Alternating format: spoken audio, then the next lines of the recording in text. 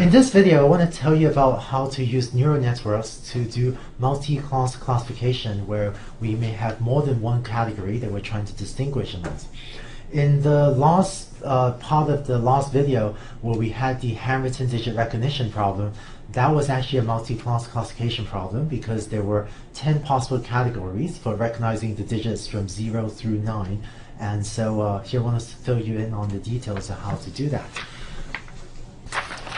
The way we do multi-class classification in a neural network is essentially an extension of the one versus all method. So let's say that we have a computer vision example where instead of just trying to recognize cars, as in the original example that I started off with, but let's say that we're trying to recognize 4 categories of objects. So given an image, we want to decide if it's a pedestrian, a car, a motorcycle, or a truck. If that's the case, what we would do is we would build a neural network with 4 output units so that our neural network now outputs a vector of 4 numbers. So the output now is actually going to be a vector of 4 numbers.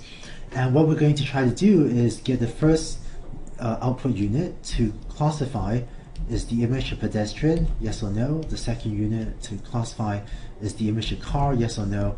This unit to classify is the image a motorcycle, yes or no, and this to classify is the image a truck, yes or no.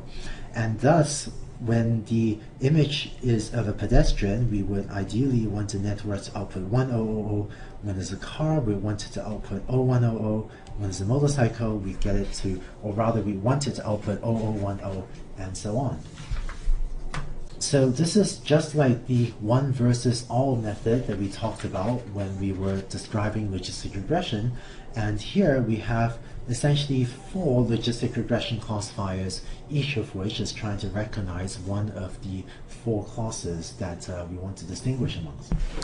So rearranging the slide a bit, here's our neural network with 4 output units, and those are what we want h of x to be when we have the different images. And the way we're going to represent the training set in these settings is as follows. So when we have a training set with different images of pedestrians, cars, motorcycles, and trucks, what we're going to do in this example is that whereas previously we had written out the labels as y being an integer from 1, 2, 3, or 4, instead of representing y this way, we're going to instead represent y as follows, namely yi will be either 1000 or 0100 or 010 or 001, depending on what the corresponding image xi is. And so one training example will be one pair xi comma yi, where xi is an image with one of the 4 objects, and yi will be one of these vectors. And hopefully we can find a way to get our neural network to output some value so that h of x is approximately y. And both h of x and yi, both of these are going to be, in our example, 4-dimensional vectors when we have 4 classes. So that's how you get a neural network to do multi-class classification. This wraps up our discussion on how to represent neural networks, that is on our hypothesis representation.